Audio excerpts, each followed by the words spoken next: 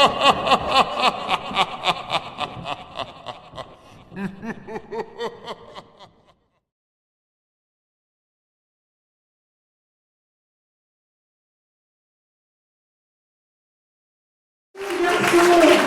va présenter notre jury.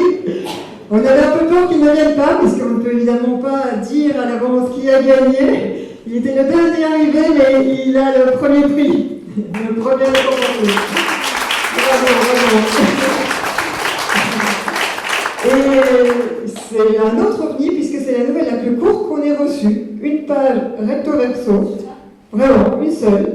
C'est concis, c'est ciselé. Là aussi, on retrouve tout de suite la description d'un personnage un peu bizarre, puisque c'est quand même un monsieur qui juste corrige en fait des romans, qui reste enfermé dans une maison à 3 heures de route de la moindre ville habitée, qui malgré ça a encore insonorisé sa maison, qui dit à peine bonjour aux jardiniers qui viennent, et là il y a quand même un truc qui va le forcer peut-être à sortir ou peut-être pas, puisque les jardiniers, en fait, dans cette maison du bout du monde, déterrent on ne sait quoi. Donc chacun se fera son idée, mais ça a l'air d'être une bouchée en fer qui commence à avaler le petit jardin minuscule, parce que tout est minuscule, ses petites habitudes sont minuscules, son petit sachet qui prend systématiquement, son petit jardin, sa petite maison, et cette espèce de monstre qui vient de l'extérieur vient manger progressivement tout ça, et la nouvelle s'arrête au moment où les mâchoires se rapprochent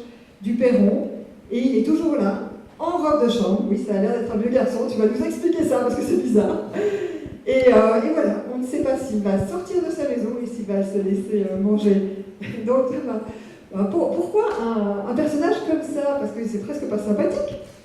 Je voulais qu'il soit un petit peu antipathique, parce que je voulais vraiment qu'il ait vraiment une peur des gens à l'extérieur, parce que c'était vraiment ça, c'était une métaphore en fait du gouffre que peut représenter un peu lâcheté dans la civilisation. Et quand on est très renfermé comme ça peut arriver qu'on ait vraiment une grande peur par rapport aux gens extérieurs.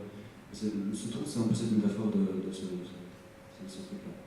Donc tu es parti à la fois d'une idée psychologique et vraiment d'un mal-être social qui peut s'installer dans notre société avec des gens qui s'auto-isolent, c'est ça? C'est ça, c'est exactement ça. C'est vraiment la solitude qui prend petit à petit la personne et qui peut vraiment le faire sombrer vraiment de manière assez noire, quoi.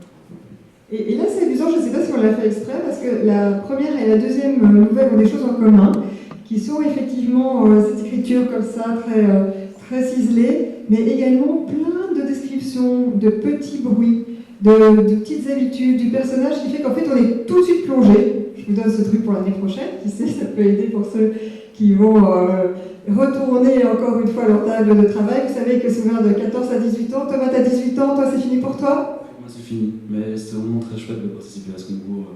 J'ai appris ça l'année passée, mais c'était vraiment super. Et c'était la première fois que tu participais? C'est la première fois, oui.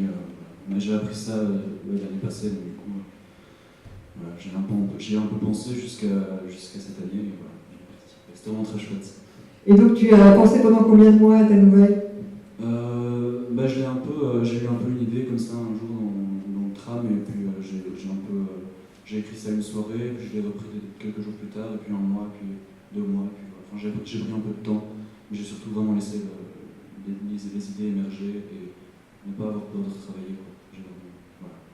Et après ton premier jet complet, tu avais combien de pages? Parce que quand même, à la fin on n'a plus qu'une page, donc à la base ça en avait combien? À la base, en fait, il n'y avait qu'une page. Et donc j'avais juste posé les bases, et puis j'avais mis la chute vraiment à la fin, mais j'ai quand même essayé de faire une transition entre le début et la fin pour que ce soit plus fluide et que ce soit vraiment quelque chose qui émerge vraiment. Voilà.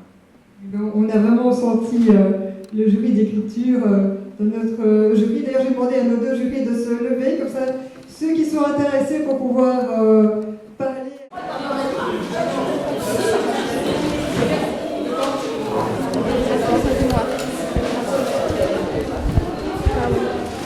Je suis vraiment très très heureux d'avoir gagné ce concours, parce que l'écriture c'est vraiment quelque chose qui me touche depuis très longtemps, et ça faisait très longtemps que j'avais envie vraiment de faire un pas dans l'écriture, parce que j'ai un peu du mal avec ça, j'ai un peu du mal avec le regard extérieur et tout ça, donc ça fait vraiment très très très, très chaud au cœur d'avoir gagné un tel concours tel que le BIF.